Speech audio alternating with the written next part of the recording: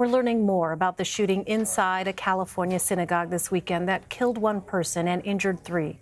According to the FBI, the department received a tip prior to the attack. While agents immediately took action, the shooting occurred before the suspect could be identified. Shortly after the tragedy, the president condemned the hate crime. Our entire nation mourns the loss of life, prays for the wounded, and stands in solidarity with the Jewish community. We forcefully condemn the evil of anti-Semitism and hate, which must be defeated. Just that, must be defeated. 2020 Democrats also weighed in, many with a call to action. As we mentioned, Joe Biden said in Pittsburgh Monday, quote, "We are in a battle for America's soul." Senator Kamala Harris tweeted, "We must not be silent. Enough is enough." Congressman Eric Swalwell weighed in. The California Democrat tweeted to the president, "Spare us your thoughts and prayers." He goes on to criticize Mr. Trump's support for the NRA, vowing, "We will take it from here with action." While Democrats are drawing attention to a growing threat of white nationalism, the president has downplayed the issue in the past. In March, a shooter killed 49 worshipers inside a New Zealand mosque. In the wake of that tragedy, the president was asked if he saw any new trends. I think it's a small group of people that have very, very serious problems. I guess if you look at what happened in New Zealand, perhaps that's a case. I don't know enough about it yet. They're just learning about the person and the people involved. But it's certainly a terrible thing, terrible thing. Both sides of the aisle also criticized the president's reaction to the Charlottesville rallies in 2017 that left one protester dead. At the time, the president said there were, quote, "very fine people on both sides." Biden made that moment a focus of his campaign video. The president has said his remark was mischaracterized. We welcome back Caitlin Huey-Burns and Joel Payne. And Caitlin, let me start with you. How is white nationalist violence impacting the conversation around 2020? Well, we've been seeing all of these candidates try to draw their own contrasts with Donald Trump. You mentioned Joe Biden talked about Charlottesville in that launch video, saying that this was a reason he decided to run.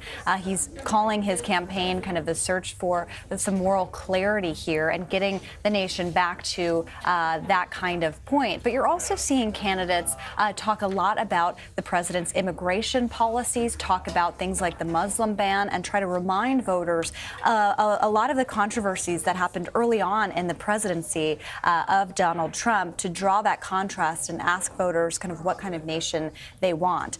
The challenge, though, for them is that the president hasn't really faced political consequences for those comments and for his continued comments and for anyone who tries to kind of hang on to him. And so he doesn't want to be associated with this and really denies that he has anything to do with it, while critics point to many ways that he has kind of escalated the conversation and allowed room for people to kind of, these types of folks, to attach themselves to him. Joel, what about you? What role do you see this issue playing in the primaries and in the general?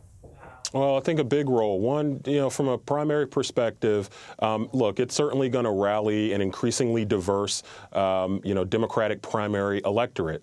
We know now more than ever there's a more diverse, electorate that these candidates are seeing at an earlier time than they've ever seen before. California's date is earlier. That's a more diverse state. Texas is earlier in the process. South Carolina is more significant because of the increasing role of African Americans in the Democratic primary process.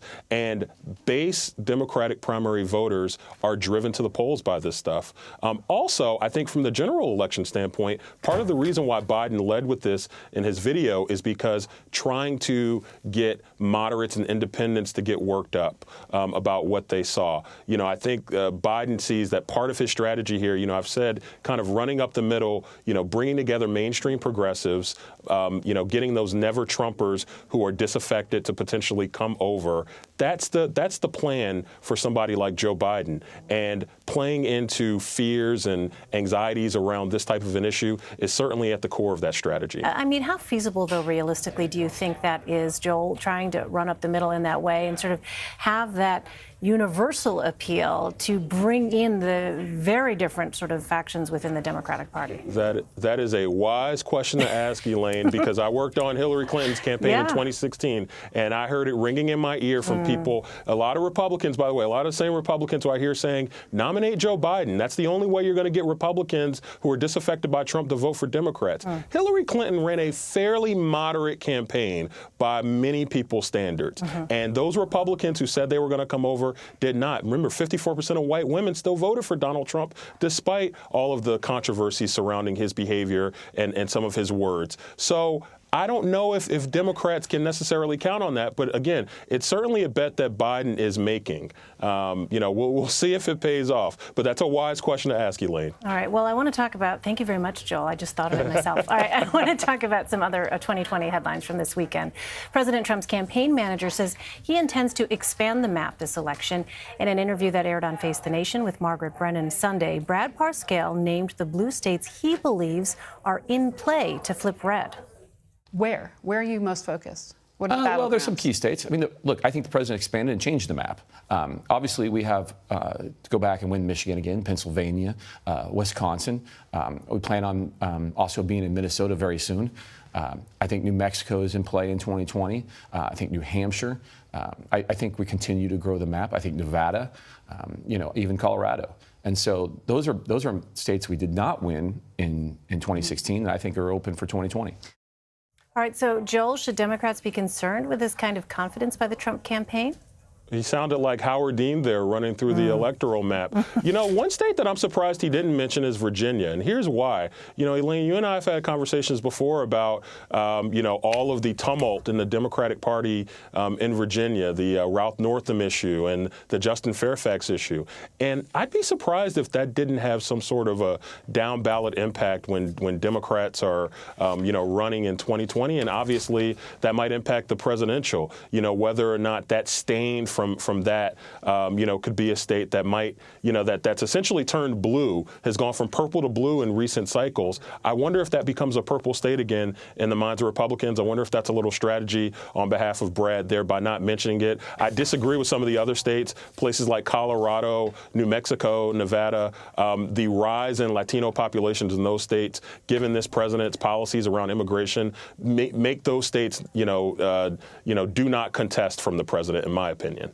Well, in that same interview with Margaret Brennan, Brad Parscale said the campaign has raised over $150 million so far. Parscale is known for his digital strategy during the 2016 campaign. So, Caitlin, do we know how is the Trump campaign planning on reaching voters this time around? Well, they're already running a general election campaign, and they're targeting through digital advertising older voters, seniors who are on social media, and trying to get that turnout because they know they have to keep the president's base really intact and traditional Republican voters. So they're very much focusing on that. But I can tell you, Democratic donors that I talked to are really scared about Trump's ability to fundraise the way that he is, because he's not only getting those huge donations and hosting a lot of fundraisers, he's also building up kind of a grassroots army, which is kind of new for him. And he has the luxury of not really having a serious primary challenge while all the Democrats are really focused on their primary right now. So Democratic donors I've talked to are kind of, ringing the alarm bells a little bit and saying, look, we have to get on parity with Donald Trump, and they believe that they will be able to do that already. But what really scares them is that he's running this general election campaign, already seizing digital advertising, which is where all these candidates are going to be. And I know we're going to be covering that a lot throughout this cycle. It already feels like 2020, Caitlin Huey-Burns. All right. My thanks to you and to Joel Payne. Thank you, guys. Thank you.